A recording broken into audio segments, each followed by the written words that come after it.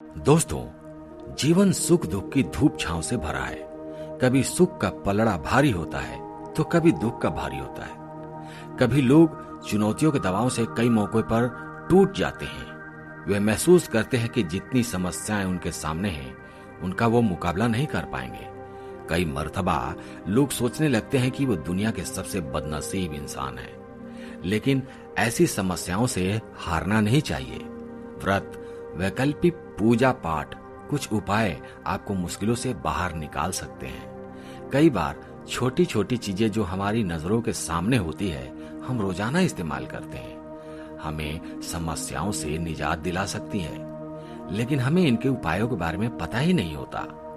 आपको घर में पैसे की आवक के लिए दिन रात कुछ ना कुछ शास्त्रीय उपाय करने पड़ते हैं, जिससे आप अपने पैसों की आवक को बढ़ा सकते हैं।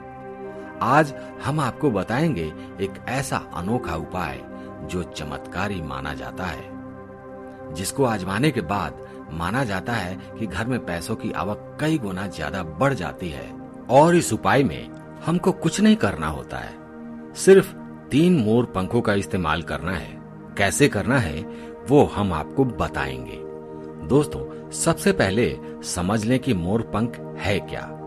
यह बहुत ही शक्तिशाली चमत्कारी यंत्र होता है और तांत्रिक पूजा में इसका बहुत महत्व होता है। और आज से नहीं, प्राचीन युग से ही आपको पता ही होगा।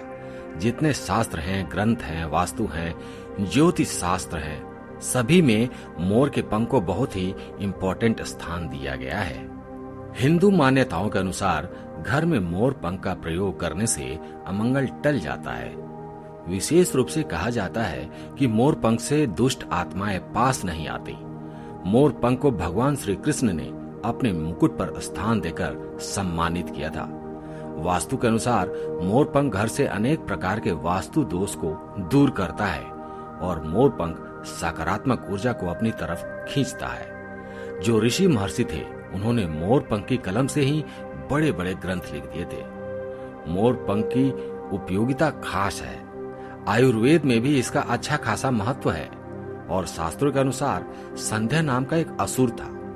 स्वर्ग पर उसने आधिपत्य कर लिया था, देवताओं को बंदी बना लिया था। तभी भगवान ने असुर को मारने की एक योजना बनाई और योजना के अनुसार सभी देवी देवता और सभी नवग्रह एक मोर के पंखों में विराजित हो गए। इसके बाद मोर शक्तिशाली हो गया। उसने संध्यासुर का वध कर लिया।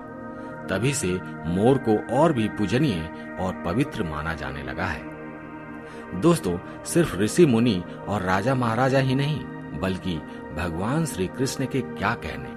आपको भी पता है कि कृष्ण कन्हैया को मोर पंख बिना अधूरा माना जाता है। उन्हें मोर मुकुट वाला कहा जाता है। उनके मुकुट में मोर पंख के बिना वो कभी नहीं रहते। इसका कारण भी यही था कि बचपन से ही उनकी माता ने उन्हें मोर पंख धारण करवाया था, क्योंकि मोर पंख से काल सर्प दोष दूर होता है और श्री कृष्ण भगवान को काल सर्प दोष था। दोस्तों, सिर्फ हमारे धर्म में ही नहीं, बल्कि एशिया के बहुत सारे देशों में मोर पंखों को अध्यात्म से जोड़कर देखा जाता है। आपने सुना होगा, वो प्रेम, प्रतिष्ठा, धीरज और स्नेह का सूचक है और मोर पंख की बहुत महत्ता बताई गई है। हमारे धर्म में तो मोर को धन की देवी लक्ष्मी, विद्या की देवी सरस्वती, कृष्ण कन्हैया, गणपति, हनुमान जी, कार्तिकेय, इन सभी से जोड़कर देखा जाता है और लक्ष्मी, सौभाग्य, खुशहाली, धन धान्य और संपन्नता का प्रतीक माना जाता है। मोर के पंखों का प्रयोग लक्ष्मी की इन्हीं विशेषताओं को हासिल करने के लिए किया जाता है। और मोर पंख को अगर बांसुरी के साथ आप अपने घर में रखते हैं तो रिश्तों में प्रेम का रस घुल जाता है। हमारा घर मंदिर की तरह हो जाता है। अगर उसमें रहने वाले सदस्य रोज आपस में झगड़ा करने लगे तो ये मंदिर अपवित्र सा लगने लगता है। इसके कई कारण हो सकते हैं। सबसे बड़ा कारण होता है घर में अत्यधिक नकारात्मक ऊर्जा का प्रवेश करना। हम आपको बताएंगे कि घर में कौन सी 3 जगह है जहां पर आपको मोर पंख जरूर रखना चाहिए, और इन जगहों पर अगर आप मोर पंख रख देते हैं तो आपके घर में भी सबसे अधिक सकारात्मक ऊर्जा बनी रहेगी और साक्षात लक्ष्मी जी आपके घर के लिए आमंत्रित हो जाएंगी। आप किसी भी शुभ दिन मोर का ये पंख लेकर घर के किसी ऐसे स्थान पर सबसे पहले लगा दें जहां पर आने जाने वाले लोगों की नजर सबसे ज्यादा पड़ती है। असल में मोर का पंख नकारात्मक ऊर्जा को अवशोषित करता है, यानी कि एब्जॉर्ब करता है। इसलिए आपको इसको ऐसे स्थान पर लगाना चाहिए जहां यह सभी को नजर आए। मोर के पंख के ये उपाय न सिर्फ आपको बल्कि आपके घर के पूरे सदस्यों के जीवन में सुख और समृद्धि लेकर आएगा। ये उपाय आप अपने घर पर किसी भी शुभ दिन शुरू कर सकते हैं। स्पेशली अगर आपके घर में कोई ऐसा बच्चा है जो बहुत जिद्दी हो गया है, तो मोर के पंखों से उसको हवा देने से धीरे धीरे उसकी जिद कम होने लगेगी। अगर वो ऐसे नॉर्मली आपको हवा देने नहीं देता, तो जो पंखा छत में लगा होता है उस पंखे से उस मोर पंख को बांध दीजिए, और पंखा जब चलेगा तो उसके चलने से मोर के पंखों की हवा भी बच्चे को लग जाएगी। इससे धीरे धीरे उसकी हट और जिद कम हो जाएगी। दोस्तों, मोर के पंख को चांदी की ताबीज में डालकर नवजात बच्चे के सिरहाने रखते हैं तो बच्चे की नजर, दोष और किसी भी तरह की अला बला से रक्षा होती है। यहाँ तक कि बड़े लोग भी अगर मोर पंख को बिस्तर के नीचे अपने सिरहाने रखकर सोते हैं तो माना जाता है कि किसी भी प्रकार के बुरे स्वप्न उनको नहीं आते। अगर आपके बच्चे का पढ़ाई में मन नहीं लगता है, कमजोर है, तो उसके कमरे में मोर पंख लगाएं, और जिस सब्जेक्ट में बच्चा वीक है उसके बुक में आप मोर के पंख को रख दें। आप देखेंगे थोड़े ही दिनों में बच्चे का कैसे कंसंट्रेशन पावर बढ़ जाएगा, मेमोरी पावर बढ़ जाएगी और बच्चा पढ़ाई में तेज हो जाएगा। सरस्वती माता के उपासक और विद्यार्थियों को पुस्तक में मोर का पंख रखना ही चाहिए। दोस्तों, ये तो हुई बच्चों की बात, लेकिन जब बड़ों की बात होती है तो कई बार हम बहुत सारे काम हाथ में ले लेते हैं, लेकिन काम होते होते लास्ट में रुक जाता है। लंबे समय तक काम अटका रहता है, काम बढ़ता ही नहीं। तो ऐसे में यदि आप अपने बेडरूम के पूर्वी दक्षिण यानी साउथ ईस्ट कॉर्नर में मोर का पंख लगाते हैं तो आपके अटके हुए कार्य पूरे होने के योग बन जाते हैं। घर में अगर पैसों की बरकत नहीं होती, धन आता है लेकिन रुकता नहीं है, तो इसी कोण में यानी दक्षिण पूर्व कोण में आप इसको लगा सकते हैं। तो घर में बरकत बढ़ती रहेगी। और जो अचानक कष्ट आ जाते हैं, कोई एक्सीडेंट हो जाता है, अचानक कोई बड़ी प्रॉब्लम आ जाती है, समस्या आ जाती है, उन सब समस्याओं से आपको मुक्ति मिलेगी। आप चाहें तो आपके घर में या फिर दुकान जो दक्षिण पूर्व दिशा में है वहां पर मोर पंख स्थापित कर सकते हैं। इससे आपके घर में कभी पैसे की कमी नहीं होगी।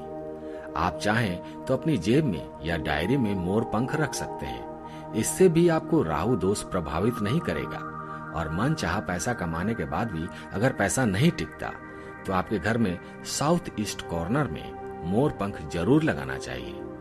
इससे एक और फायदा है, आप अपने घर के तीनों कोनों में मोर पंख लगा दीजिए, जिससे आपकी आमदनी 10 गुना बढ़ सकती है।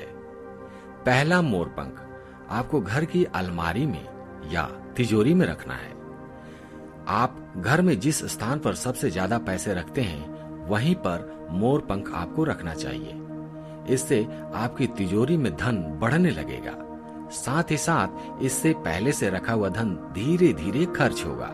आप खुद देखेंगे कि आपकी सेविंग बढ़ने लगेगी, बरकत बढ़ने लगेगी और धन की इनकम दिनों दिन बढ़ती चली जाएगी। दूसरा मोर पंख आप अपने घर के मंदिर में रखें या घर के ईशान कोण यानी नॉर्थ ईस्ट कॉर्नर में रखें, या फिर जहां पर आप घर में भगवान को रखते हैं वहीं इस मोर पंख को रख दें। चाहो तो आप बंडल बनाकर रख सकते हैं, या फिर आप चाहें तो श्री कृष्ण भगवान के मुकुट पे इसको धारण करा सकते हैं। और रोज आप जब भगवान की पूजा करते हैं उस समय इस मोर पंख को भी आपको पूजा करना चाहिए। इससे आप देखेंगे कि पैसे के मामले में किस्मत चमक जाएगी और धन आगमन के नए द्वार खुलते चले जाएंगे। तीसरा मोर पंख आपको कहाँ रखना है?